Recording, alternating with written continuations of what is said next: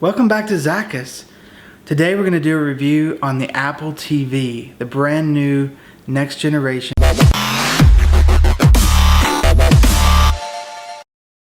We're going to do a little unboxing and show you it in action so you can see how smooth it is, what your options are, and how Netflix, Hulu, and other things look on it.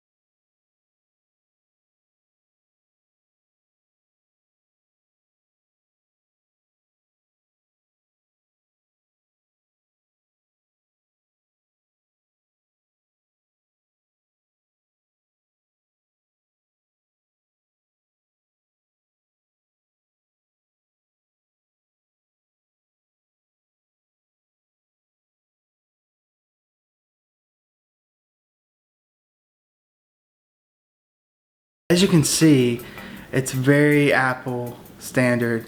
The box is very clean, very modern, everything is very simplified. You'd be amazed at how well Apple has got this down for all their products. But of course with Apple TV, with the unboxing here, you can see that it's very simple. The TV, the remote, and the cord. And believe it or not, the cord is just amazing feeling. I love feeling quality, and that's what Apple delivers. And just in a simple thing like a cord that you're never gonna see or touch again, it's still just really great to see that. We also did a side-by-side comparison with the new Amazon Fire TV 4K. So you could kind of see that. I know there's a huge debate going on about every TV just about you can buy is 4K, and Apple left that off. A lot of people are huge Amazon Prime members, fans, and of course Apple left Amazon Prime off. Amazon has a lot of more apps available where Apple doesn't have stuff like Sling yet available. And of course the biggest thing is Apple doesn't do 4K and Amazon does. So now we want to show you the Apple TV in action. This is right out of the box, so you're going to see us set it up. Here we go.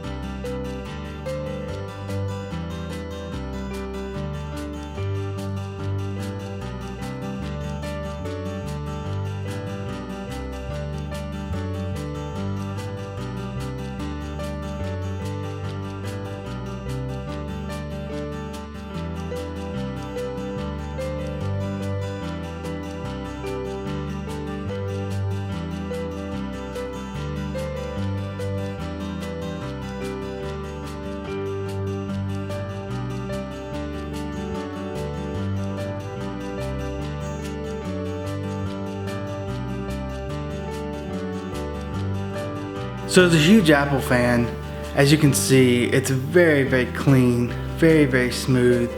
I mean, it's amazing how great the remote feels and how smooth everything looks on the screen.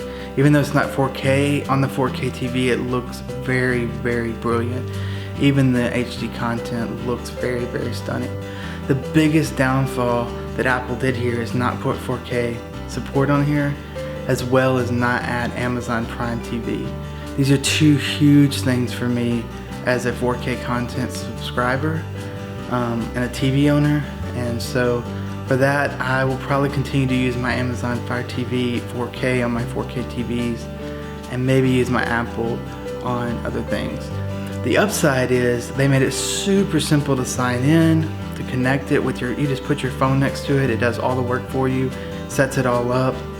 It's very, very easy to search. The greatest thing Apple TV did is use Siri, and you can search for things like Friends or Malcolm in the Middle or whatever show's your favorite, and it will tell you all the apps that's available on that you have downloaded and signed into. So if it's on Netflix, Hulu, and iTunes, it'll give you those 3 choices.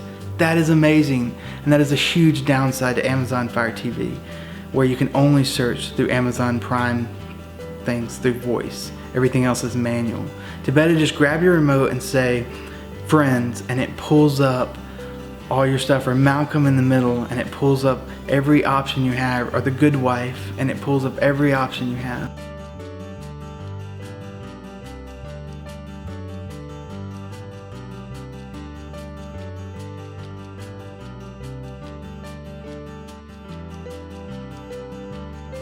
One of the things we're showing here is just basic functionality. You can see the settings in the Apple TV.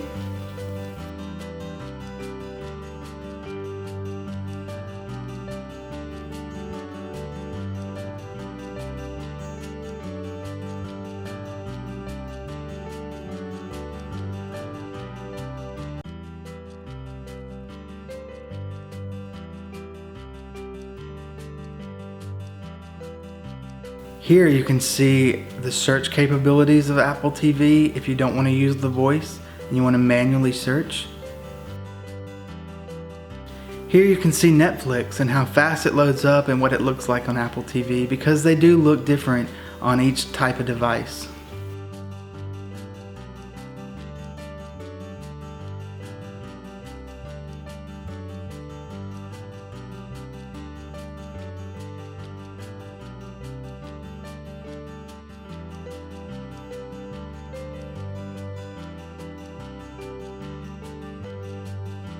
Overall, it's amazing. Of course, Apple always does stunning stuff, and we're hoping that the next generation brings 4K, Amazon Prime, and Sling. Those 3 are critical to making this the king.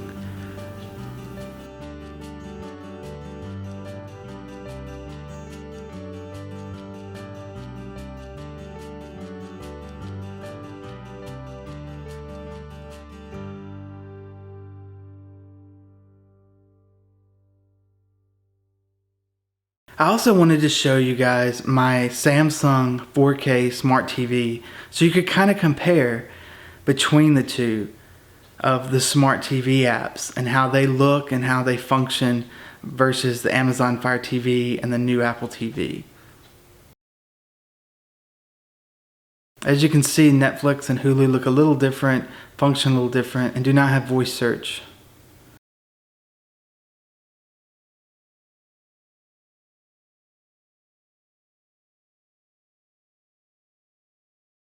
So I just wanted to say one more thing about the Apple TV.